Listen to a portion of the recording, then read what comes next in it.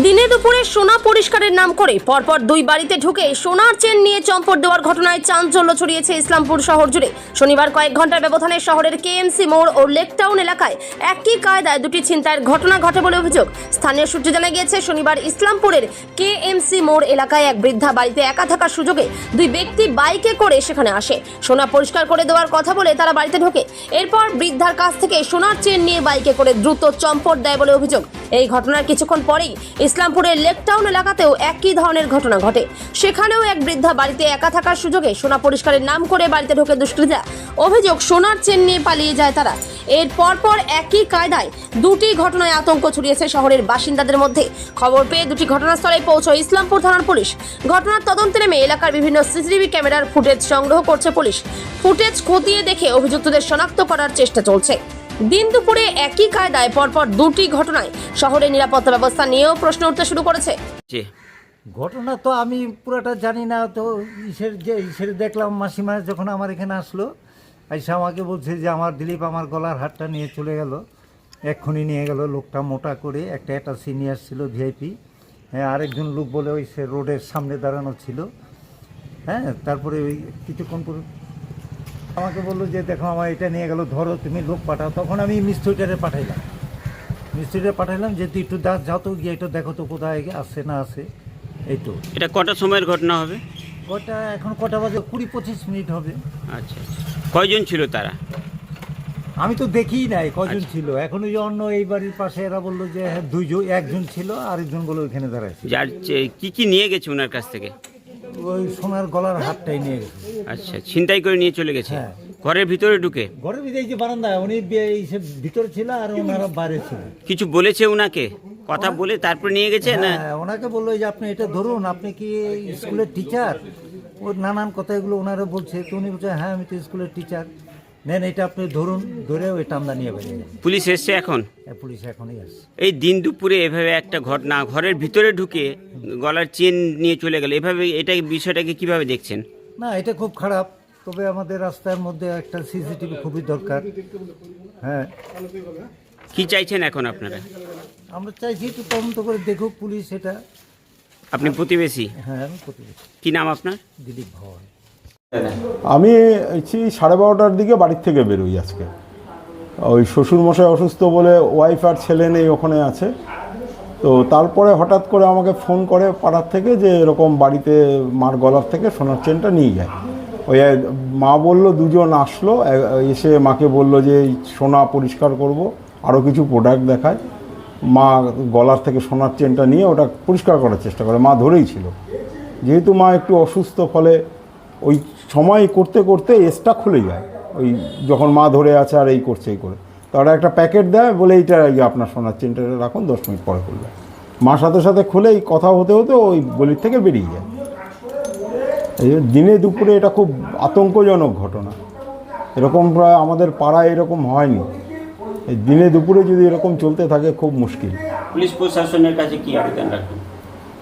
দেখুন, পুলিশ প্রশাসনের কাছে আবেদন আমার এটাই যে এগুলো জিনিস খুব কঠোরভাবে দেখা উচিত।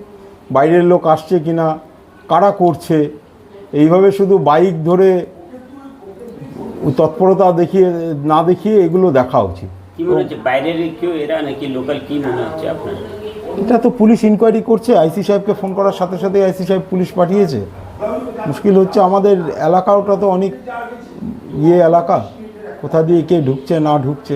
কিন্তু পুলিশ প্রশাসনকে অনেক বেশি তৎপর হওয়া উচিত। ইসলামপুরের মতো সেন্সিটিভ এরিয়ায় পুলিশ তৎপরতাটা আরও ভালো দেখানো আশা করব আমরা।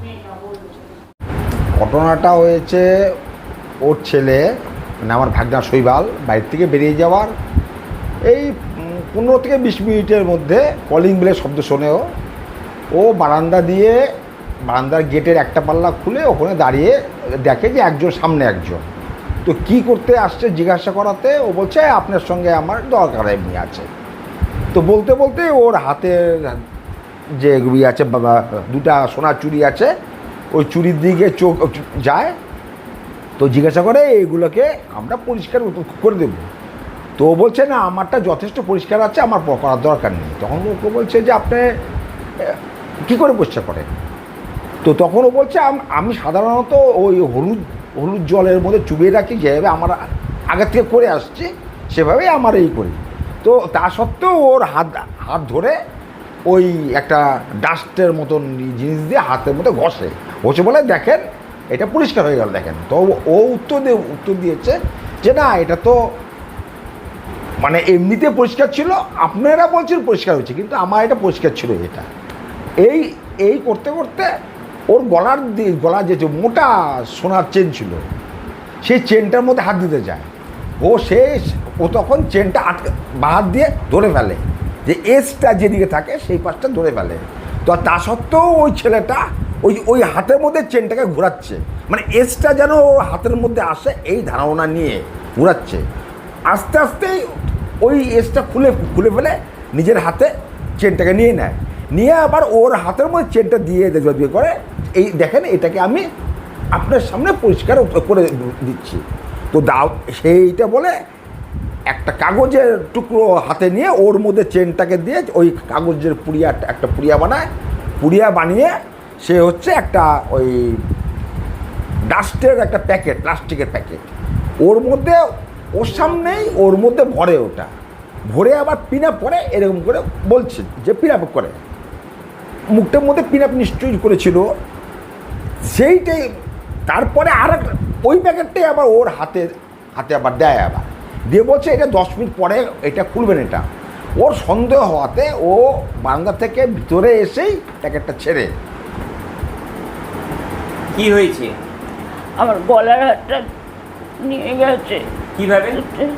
ও এসেছিল ওই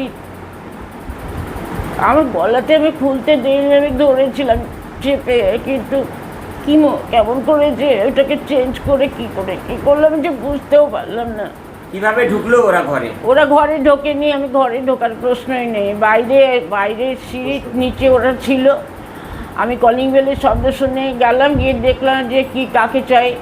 তো বললো না, আমি আপনার সাথে একটু কথা বলি। আমি যে ঠিক আছে বলো, আমার সময় নেই এখন। কেন যেন আমার মনে হচ্ছিল যে খুব একটা সুবিধে হবে না নাকি, বাবুটাও বাড়িতে নেই এখন, আমার শরীরটাও ভালো না।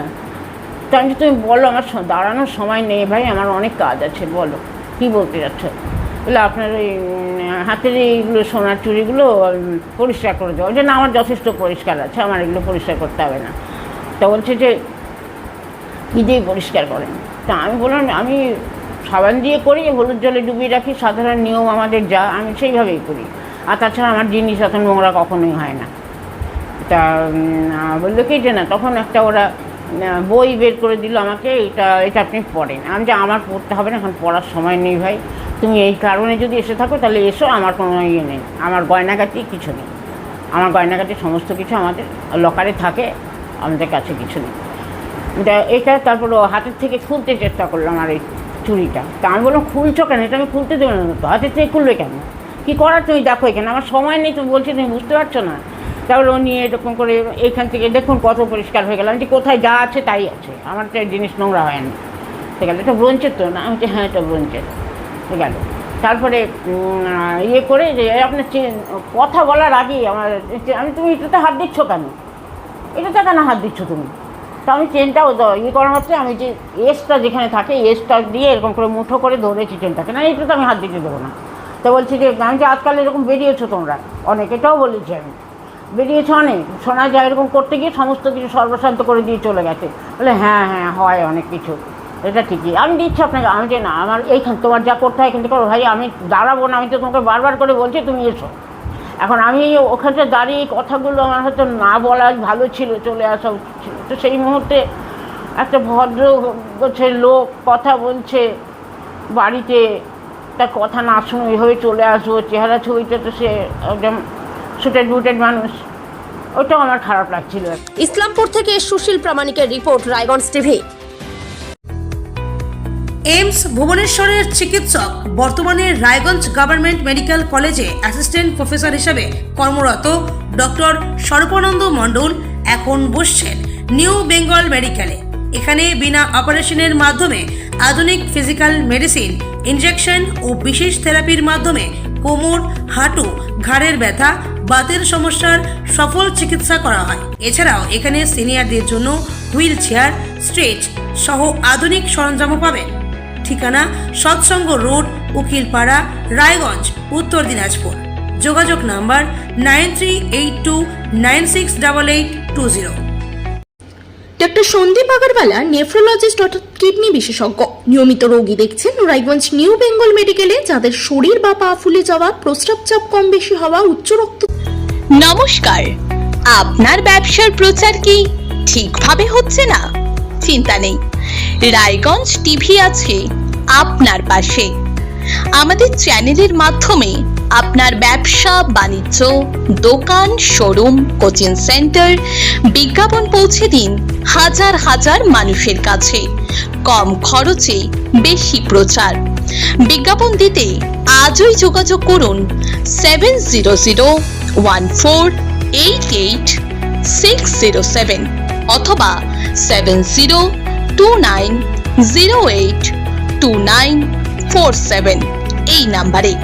রায়গঞ্জ টিভি উত্তরবঙ্গের ভরসা নিউজ চ্যানেল। বিশ্বাসযোগ্য প্রচার সঠিক মানুষের কাছে।